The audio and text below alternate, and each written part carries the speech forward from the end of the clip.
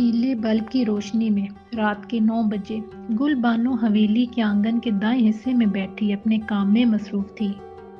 خود کو مصروف رکھنے کے لیے وہ اور الفت بانو مٹی کے برتنوں پہ نقش و نگار بنایا کرتی تھی۔ جو پیسے ملتے وہ جمع کرتی تھی۔ گاؤں میں ایک ہی سرکاری سکول تھا مڈل تک۔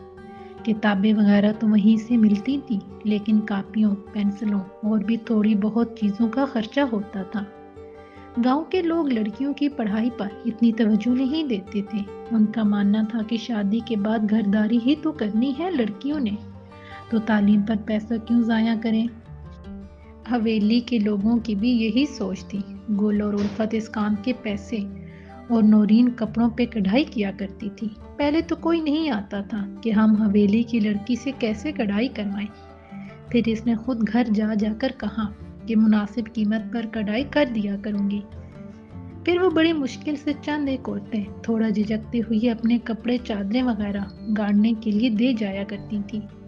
اس سے جو تھوڑے بہت پیسے ملتے تھے وہ بھی ان کے ساتھ ملا دیا کرتی تھی۔ پھر وہ پیسے یہ لوگ ہر 3 مہینے بعد سکول میں پڑھنے والی لڑکیوں کو بطور وظیفہ پہنچا دیا کرتی تھی۔ کل تک کام مکمل کر کے ہر حال میں پہنچانا تھا۔ اسی وجہ سے وہ رات کو بھی کام میں لگی ہوئی تھی، ورنہ پیسے دیر سے ملیں گے تو وظیفہ بھی دیر سے پہنچانا پڑے گا۔ جعفر شاہ نے گلا کنکارا تو گل بانو چونکی۔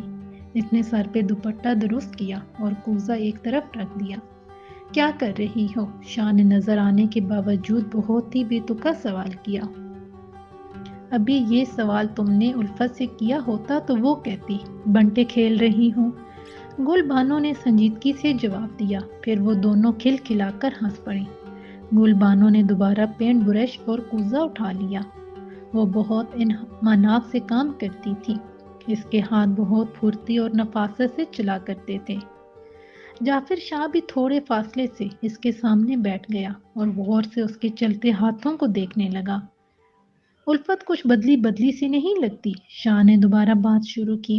اب گل کی سمجھ میں آیا کہ دراصل شاہ یہاں آ کے کیوں بیٹھا ہے، ورنہ وہ مغرور سب کا لاڈلا کہاں کسی کو منہ لگانا پسند کرتا تھا۔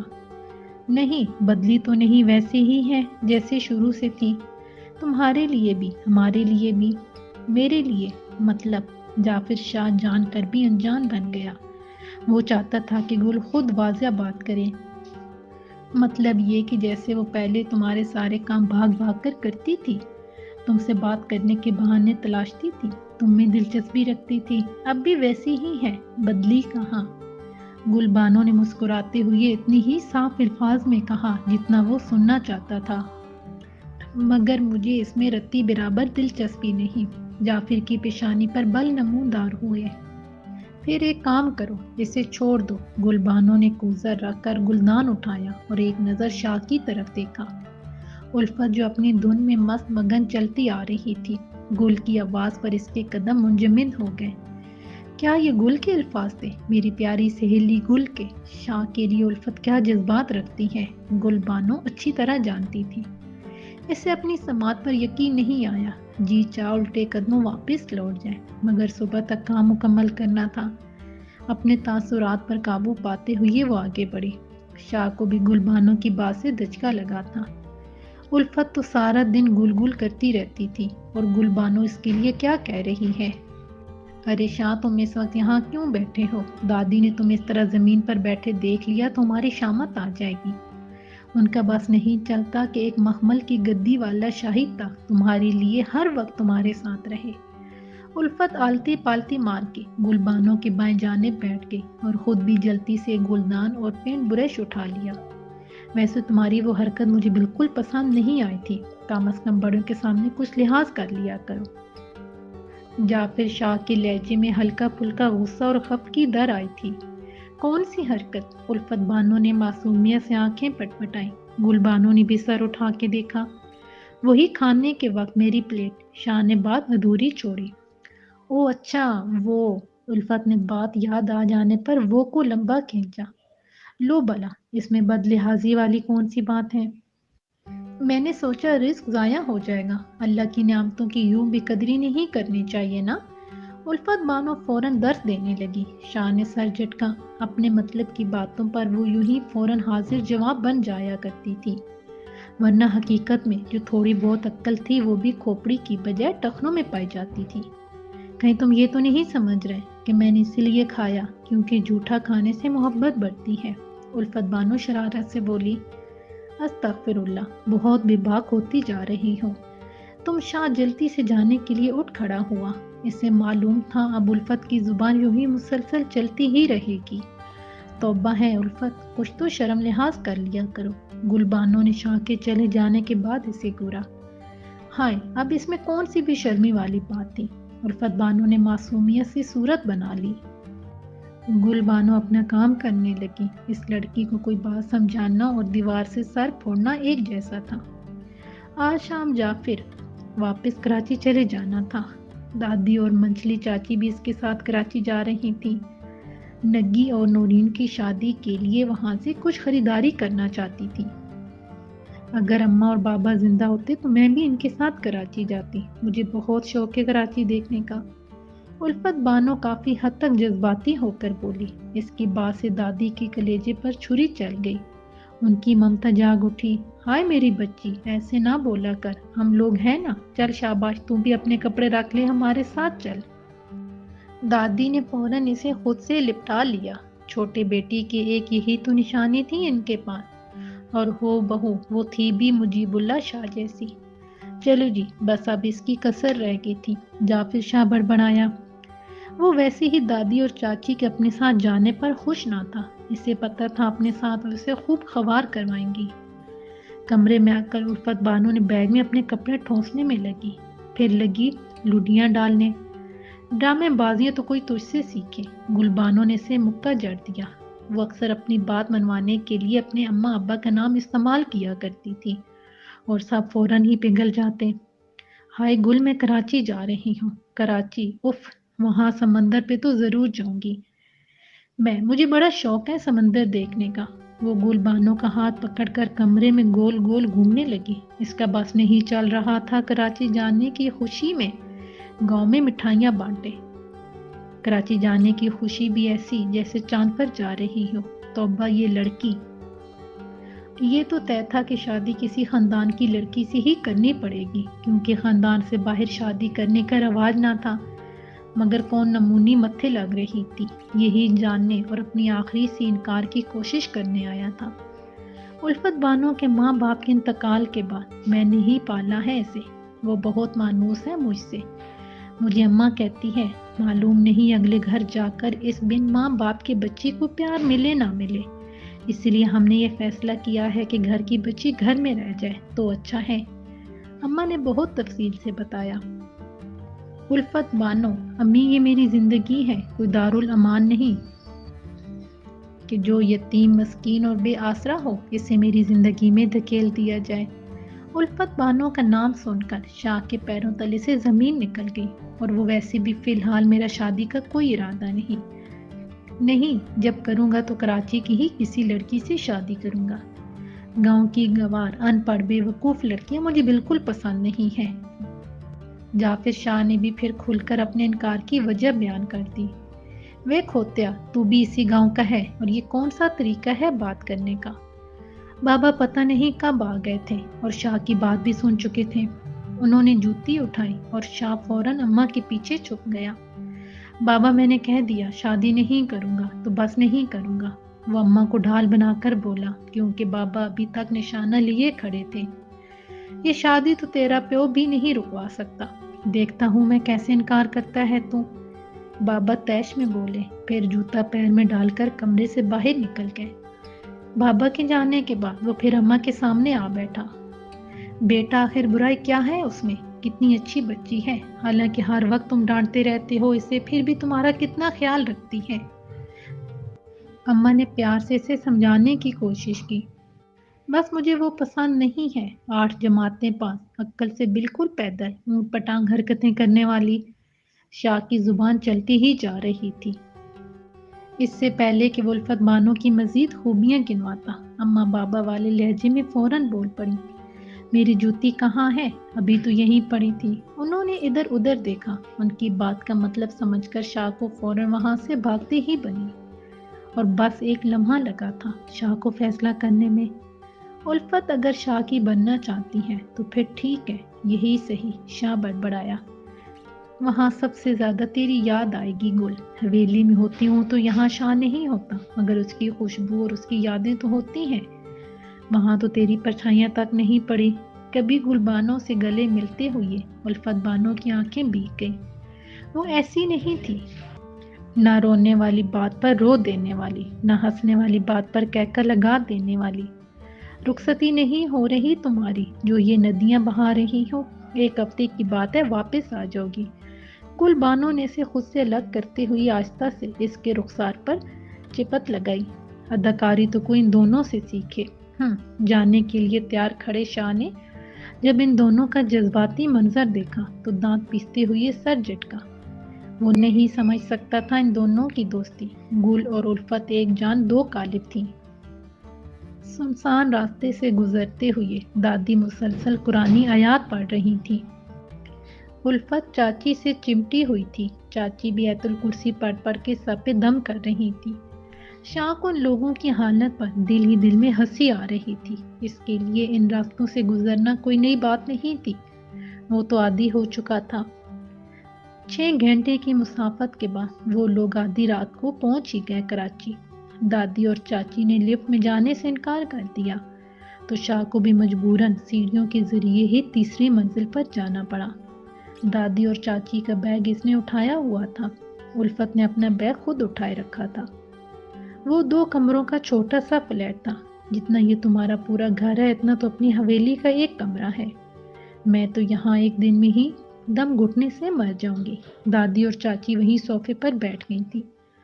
الفت بانو گھر کا معائنہ کرتی ہوئی کچن میں پہنچی، جہاں پھر شاہ فریج میں سے پانی کی بوتل نکال رہا تھا۔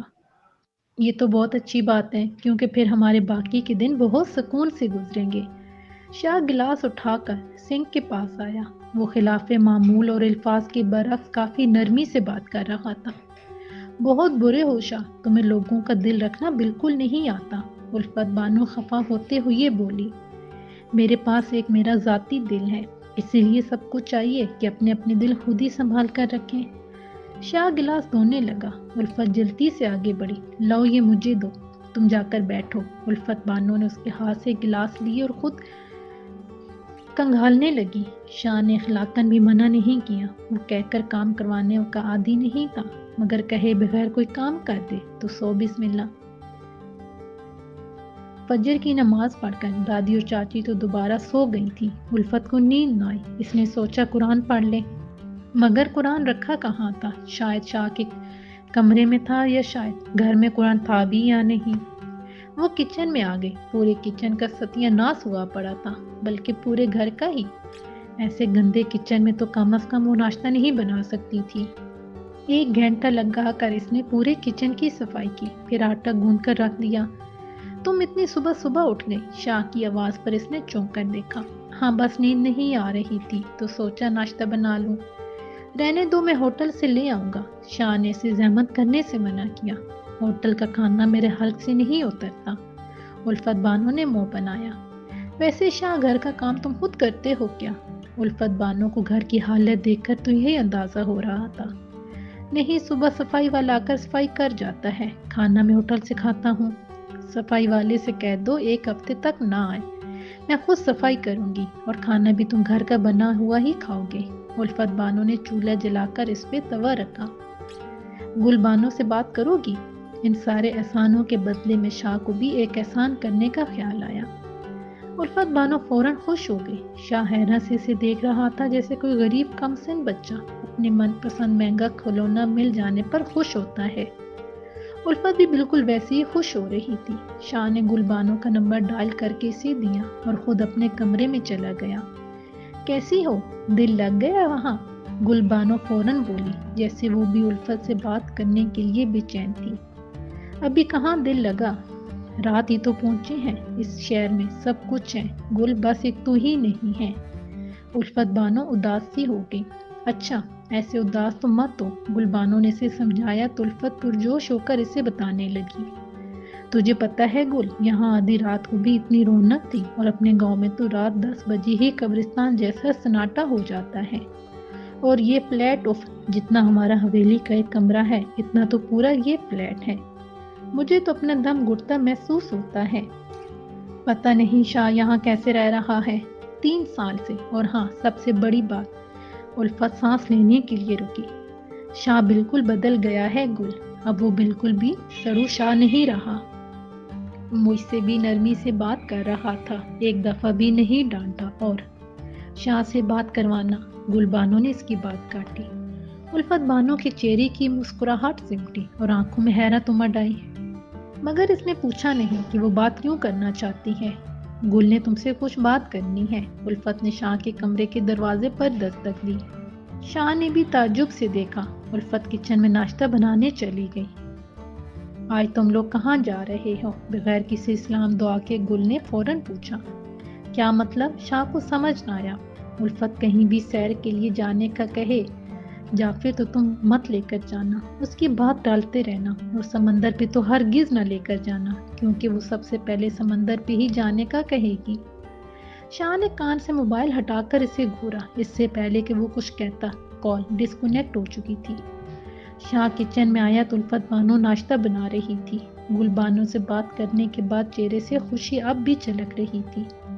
میں یہ سوچ رہا تھا الفت کہ کل سے تو تم لوگ خریداری شروع کر دو گے، کیوں نہ آج ہم سب کہیں سیر کو چلیں، سمندر پر چلیں؟ الفت پرجوش ہوئی۔ ہاں ٹھیک ہے، تم جا کر دادی اور چاچی کو جگا دو، ان سے کہو ناشتہ کر کے تیار ہو جائیں۔ شاہ کی بات پر عمل کرتے ہوئے وہ دادی اور چاچی کو جگانے جانے لگی، مگر جاتے جاتے ٹھہر گئی۔ اگر گل بھی ہوتی ہمارے ساتھ تو کتنا مزہ آتا۔ شاہ کو اس لمحے بہت غصہ آیا، الفت کی حماقت پر اور گل بانو کی منافقت پر۔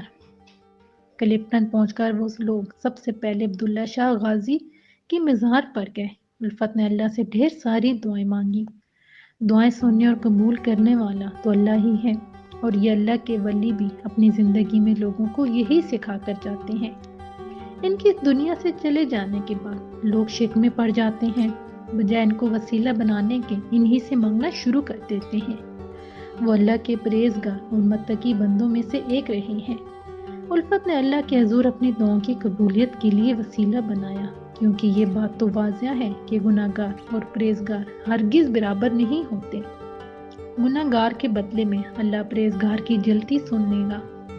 سمندر پر جا کر بہت مزہ آیا۔ گھر پر گرمی لگ رہی تھی، مگر یہاں پہنچ کر ایسا لگتا تھا جیسے وہ ہواؤں کے سنگ اڑ رہی ہو۔ جب لہر آتی تھی تو پیچھے کی طرف دھکا دیتی تھی، جب پلٹتی تھی تو پیروں تلے سے مٹی ہٹتی تھی۔ ایسا لگتا تھا وہ بھی لہروں کے ساتھ کھینچی چلی جا رہی ہے۔ شاہ نہیں من، الفت بانو نے آہستہ سے جعفر شاہ کو پکارا۔ شاہ نے گھبرا کر پلٹ کر دیکھا، دادی اور چاچی کنارے پر لگی کرسیوں پر بیٹھی تھی۔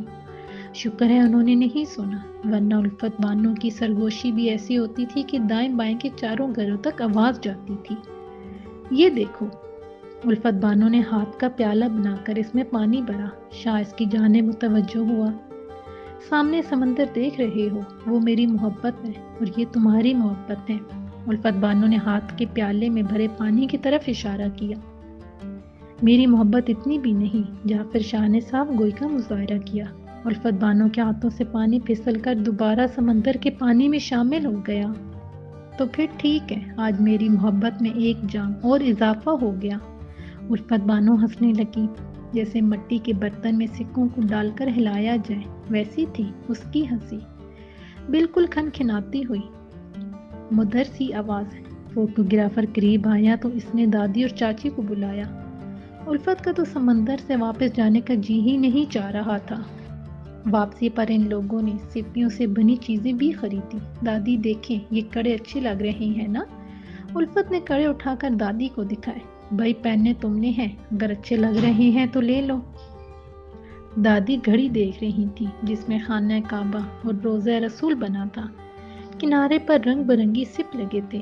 یہ دیکھیں گل، اور اپنے لیے یہ کڑے لے لیے، کیونکہ یہ ہم دونوں کی پسند ایک جیسی ہے، باقی سب کے لیے آپ پسند کر لیں۔ الفت نے کڑے ہینڈ بیگ میں ڈالتے ہوئے چاچی سے کہا، بہت ہی خراب پسند ہے تم دونوں کی۔ شاہ نے آہستہ سے اس کے کان کے پاس کہا۔ الفت نے مڑ کر گورا، ایسے تو مت بولو، تم بھی ہماری پسند ہو۔ وہ اب دوسری چیزیں دیکھنے لگی تھی۔ شاہ کا دماغ لفظ ہماری پہ ہی اٹک کر رہ گیا۔ حویلی تو اتنی بڑی تھی، پوری حویلی میں وہ اٹھلاتی پھرتی تھی، اور یہ فلیٹ ڈیڑھ بالشت کا کمرے سے دل بھر جائے تو کچن میں آ بیٹھو، کچن سے دل بھر جائے تو پھر کمرے میں جا بیٹھو۔ آج کا دن تو بہت ہی زیادہ اچھا گزرا تھا، کسے معلوم تھا ایسے دن دوبارہ دیکھنا نصیب ہوں گے بھی یا نہیں۔ اتنی رات کو تم یہاں کیوں بیٹھی ہو؟ جعفر شاہ کے مسلتا ہوا پانی لینے آیا تھا۔ الفت بانو کو کچن کی دہلیز پر بیٹھے پایا۔ گل بانو کی یاد آ رہی تھی۔ الفت بانو کا لٹکا منہ مزید لٹک گیا۔ صبح ہی تو بات کروائی تھی۔ جعفر شاہ کی آنکھیں پوری کھل گئیں۔ الفت بانو اور گل بانو نہ ہوئی لیلا مجنوں کی جوڑی ہو گئی۔